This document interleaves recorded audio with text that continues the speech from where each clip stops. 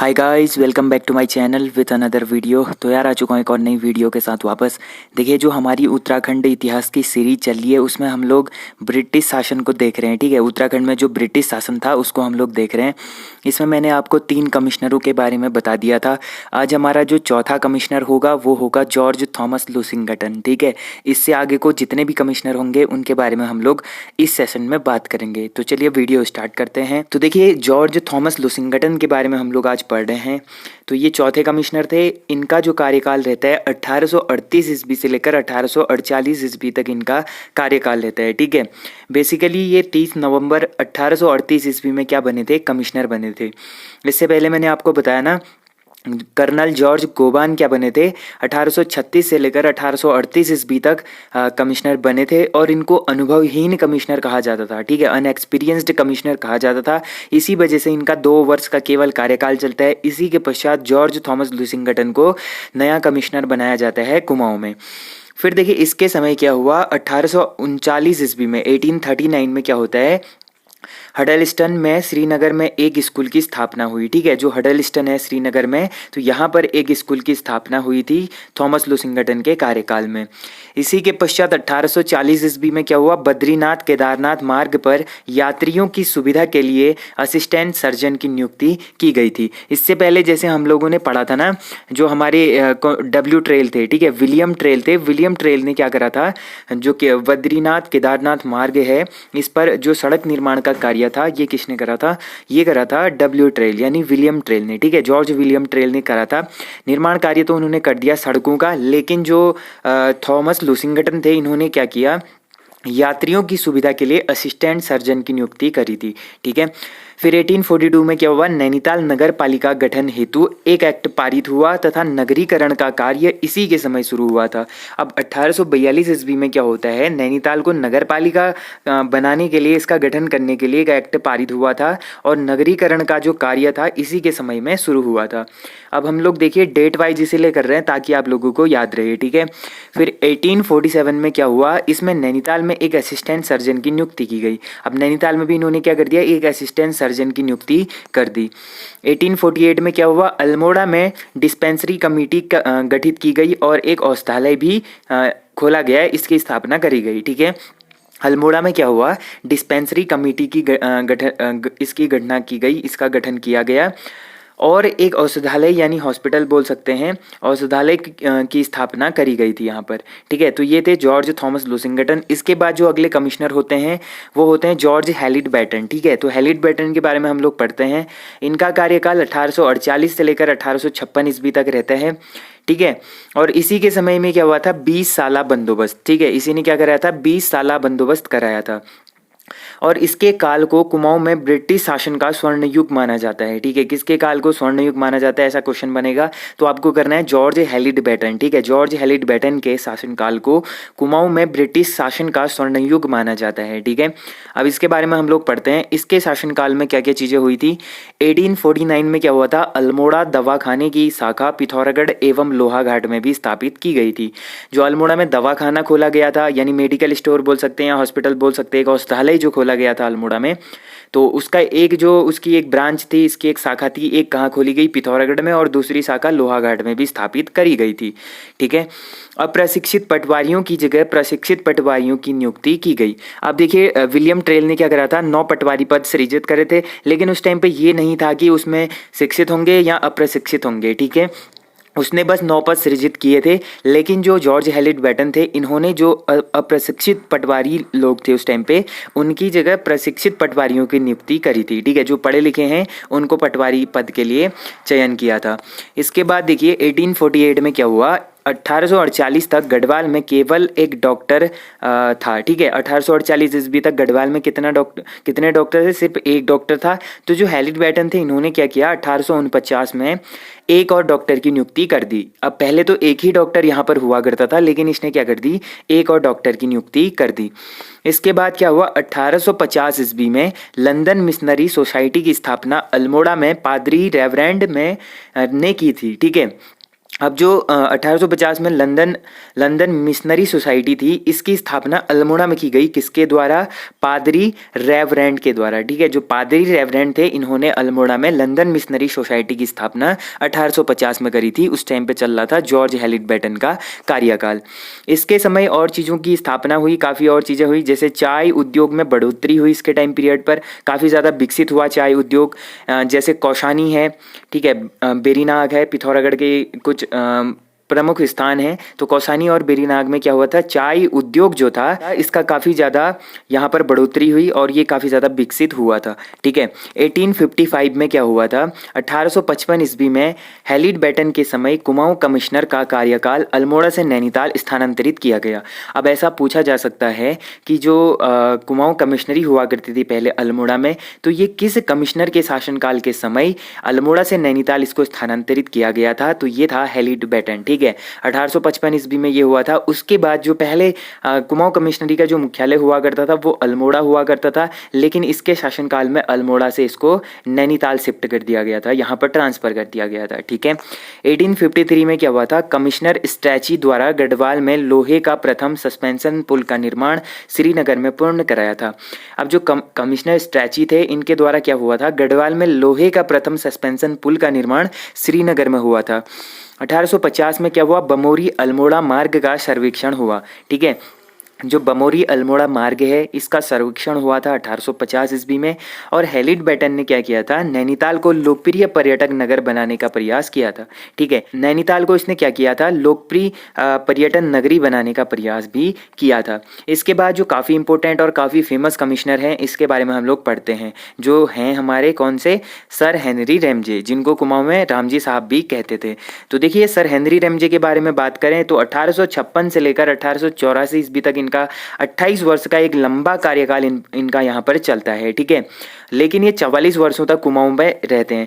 ठीक है, कुमाऊं में कितने वर्षों तक रहते हैं ऐसा भी पूछा जा सकता है। कुमाऊं में रहते हैं 44 वर्षों तक, लेकिन कमिश्नर के पद पर इनका कार्यकाल रहता है 28 वर्षों का। ठीक है, तो ये दोनों चीज़ें आपको याद होनी है।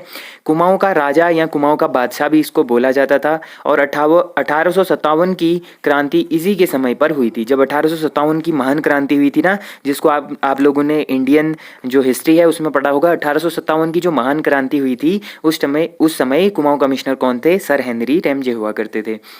अब देखिए कुमाऊं में सबसे लोकप्रिय कमिश्नर कौन था, ये था सर हेनरी रैमजे। अब भारत के गवर्नर जनरल डलहौजी के चचेरे भाई थे। उस टाइम पे जो भारत के गवर्नर जनरल हुआ करते थे लॉर्ड डलहौजी, तो ये क्या थे, लॉर्ड डलहौजी के चचेरे भाई थे। ठीक है, जो कहाँ के रहने वाले थे, स्कॉटलैंड के। ठीक है, स्कॉटलैंड वासी हुआ करते थे डलहौजी, और इसी के चचेरे भाई स्टेप ब्रदर हुआ करते थे हेनरी रैमजे। अब देखिए जो हेनरी रैमजे थे इनका विवाह जो पूर्व में कमिश्नर हुए थे लुसिंगटन, जॉर्ज थॉमस लुसिंगटन, तो इनकी बेटी से इनका विवाह हो जाता है। ठीक है, पूर्व कमिश्नर जो थॉमस लुसिंगटन थे इनकी बेटी से सर हेनरी रैमजे का क्या हुआ था, विवाह हुआ था। ठीक है, इसके बाद देखिए पहाड़ी बोली भी ये बोलते थे, तथा किसानों के घर में रोटी, मडवा की जो रोटी होती है ये भी खाया करते थे। ठीक है, कौन, सर हेनरी रैमजे ऐसे व्यक्ति थे जिनको पहाड़ी बोली भी बोलने को आती थी और किसानों के घर पर जाकर ये मडवे की रोटी भी खाया करते थे। तो इतने सही कमिश्नर हुआ करते थे। 1858 में क्या होता है, हिल रेजिमेंट की स्थापना होती है। ठीक है, 1858 में हिल रेजिमेंट की स्थापना होती है तथा नैनीताल में स्कूली शिक्षा के केंद्र के रूप में विकसित किया गया। ठीक है, और नैनीताल को किस रूप में विकसित करा, स्कूली शिक्षा के केंद्र के रूप में विकसित करा था। ठीक है, 1858 में दो चीजें हुई थी, एक तो हिल रेजिमेंट की स्थापना हुई थी, दूसरा नैनीताल जनपद को क्या किया गया, स्कूली शिक्षा के केंद्र के रूप में विकसित किया गया, जो अभी तक चलता आ रहा है। फिर देखिए 1883 ईस्वी में क्या होता है, 1883 में तराई भाबर के विकास हेतु नहरों का निर्माण इनके समय में हुआ था। ठीक है, 1883 ईस्वी में क्या हुआ था, तराई भाबर के विकास हेतु नहरों का निर्माण हुआ था इन्हीं के टाइम पीरियड पर। ठीक है, और तराई इंप्रूवमेंट फंड की स्थापना भी इसी वर्ष इन्हीं के कार्यकाल में हुई थी। अब फिर देखिए 1867 में क्या हुआ, प्रथम बार नैनीताल में भूस्खलन हुआ, तो हिल सेफ्टी जो कमेटी थी इसका गठन किया गया था। ठीक है, तो जब 1867 में ऐसा क्वेश्चन बनता है, जो नैनीताल डिस्ट्रिक्ट है यहाँ पर जो सर्वप्रथम भूस्खलन आया था ये कब हुआ था, तो 1867 में आता है। इसी के पश्चात 1880 में भी आता है जो भयंकर भूस्खलन था। 1867 में पहला भूस्खलन आया था जो इसी के पश्चात क्या हुआ, हिल साइड सेफ्टी कमेटी का गठन हुआ था। ठीक है, फिर 1880 की बात करें तो नैनीताल में संकटपूर्ण भूस्खलन हुआ था। ये वाला जो भूस्खलन है काफ़ी इंपॉर्टेंट है, इससे एग्जाम में क्वेश्चन बनते हैं। ठीक है, 1880 में क्या हुआ, नैनीताल में संकटपूर्ण भूस्खलन हुआ था जिसमें 151 लोग मारे गए थे।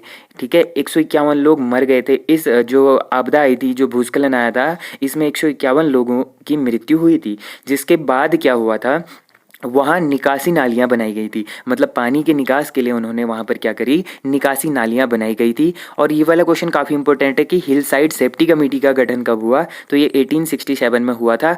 उस टाइम पर क्या हुआ था, पहला भूस्खलन आया था। ठीक है, तो इसके बाद देखिए रैमजे के समय में काफ़ी सारे और चीज़ें भी हुई थी, तो वो हम लोग देखते हैं। तो रैमजे के समय में काफ़ी सारे स्कूलों की स्थापना हुई थी, जिनमें पहला था मिशन स्कूल। ठीक है, 1850 ईस्वी में एक मिशन स्कूल की स्थापना करी थी। इसी के समय शुरू हुए थे। ठीक है, मिशन स्कूलों की जो स्थापना हो रही थी इसी के समय में हुआ था। इसके बाद और स्कूल हैं, जैसे शेरवुड कॉलेज है। 1867 में इसने क्या करा, शेरवुड कॉलेज की स्थापना करी। 1869 में ऑल सेंट कॉलेज की स्थापना हुई थी। ठीक है, 1869 में क्या हुआ, ऑल सेंट कॉलेज की स्थापना भी हुई थी। इसके पश्चात क्या होता है, 1877 में स्टोनली स्कूल की स्थापना हुई थी। ठीक है, स्टोनली स्कूल की स्थापना होती है। इसके बाद 1878 में क्या होता है, सेंट मैरी कॉन्वेंट स्कूल की स्थापना होती है। ठीक है, सेंट मैरी कॉन्वेंट की स्थापना भी होती है। इसी के पश्चात 1884 में वेलेजली कॉलेज की स्थापना होती है। 1888 ईस्वी में सेंट जोसेफ कॉलेज की स्थापना होती है। तो ये सारे आपको याद करने हैं। 1858 ईस्वी में भारत का प्रथम मेथोडिस्ट चर्च बनाया गया था। भारत का प्रथम मेथोडिस्ट चर्च कब बनाया गया था, एग्जाम में बनेगा, तो 1858 ईस्वी में बनाया था। और ये बनाया किसने था, तो ये बनाया था पादरी विलियम बटलर ने। ठीक है, जो पादरी विलियम बटलर थे इन्होंने बनाया था पहला मेथोडिस्ट चर्च। और ये कहाँ पर बनाया था, नैनीताल में बनाया था। ठीक है, पहला जो मेथोडिस्ट चर्च है ये बनाया था पादरी विलियम बटलर ने 1858 ईस्वी में बनाया था और नैनीताल जनपद में बनाया था। फिर देखिए रैमजे ने आपदा प्रबंधन का कार्य किया था, और उत्तराखंड में जो आपदा प्रबंधन का कार्य किया था ये किसने करा था, रैमजे ने करा था। और रैमजे ने 1858 में ठेकेदारी प्रथा को भी समाप्त किया था। जो ठेकेदारी प्रथा उस टाइम पर हुआ करती थी उसको भी समाप्त करा था हेनरी रैमजे ने। 1861 ईस्वी में जंगलात बंदोबस्त कराया था।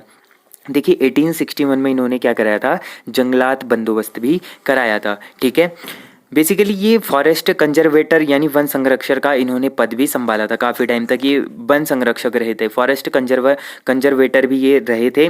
वनों, बेसिकली जो वन संरक्षक का कार्य हुआ करता था वो वनों को बचाने का कार्य हुआ करता था। कुमाऊं में आलू की खेती इसी के समय में प्रचलित हुई। ये क्वेश्चन भी कभी कभी बन जाता है कि कुमाऊं में आलू की खेती किस कमिश्नर के कार्यकाल में प्रचलित हुई थी, तो ये प्रचलित होती है हेनरी रैमजे के कार्यकाल में।